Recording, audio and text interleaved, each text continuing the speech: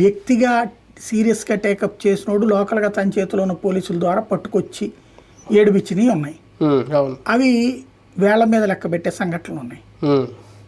అదే సందర్భంలో న్యాయమూర్తుల మీద వచ్చేటప్పటికి వేలాది మందిగా వెళ్ళినాయి. దాంతో చివరికి కోర్టు స్పందించాల్సి వచ్చింది. అవి పక్కన పెడితే ఇవాళ ఉన్న వాతావరణం ఏంటి అనేది ఇక్కడ సందేహం. ఈ వాతావరణం స్వేచ్ఛకి అనువుగా ఉందా లేదా అది ఇప్పుడు తేలుతుంది. ఇంతకుముందు సోషల్ మీడియాలో అంటే నిజంగా ఒక ఆర్గనైజేషన్ నుండి పార్టీ అధిష్టానం ఎవరో నడిపేవారు. ఇప్పుడు ఒక రకంగా గ్రామస్థాయి కార్యకర్త నుంచి ఎమ్మెల్యేల దగ్గర ఎవరికాలు సెపరేట్ సోషల్ మీడియాలో పెట్టేసుకొని నడుపుతున్నారు. అది వైసీపీలో కూడా భారీగా ఉంది, టీడీపీలో కూడా ఉంది.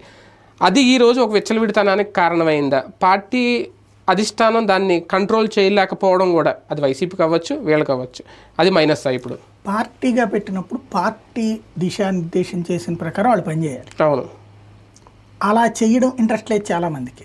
ఎందుకని? అప్పుడు ఏ జీతం వస్తుంటే ఉద్యోగిలాగా పనిచేస్తాడు. వీళ్ళకి అప్పుడు కమిట్మెంట్ లెవెల్స్ ఉండవు. కాబట్టి పార్టీ వాళ్ళందరినీ అంతమంది అన్ని లక్షల మందిని ఏం మేనేజ్ చేస్తుంది? కాబట్టి సోషల్ మీడియాలో ఇప్పుడు ఏం జరుగుతున్నది, తమకి తాముగా ఒక ప్లాట్ఫామ్ క్రియేట్ చేసుకుంటారు సింపథైజర్స్. దాన్ని ఆ సంబంధిత పార్టీ వాళ్ళతో ఇదిగోండి నేను మీకే సపోర్ట్ అండి అని చెప్పి చెప్పుకుంటారు. వాళ్ళు ఆ తర్వాత కాలంలో వాళ్ళకేం పార్టీ ఏం డబ్బులు ఇవ్వదు, ఏ పార్టీ అయినా సరే మనకు సపోర్ట్ అనే రూట్లో నేను వెనక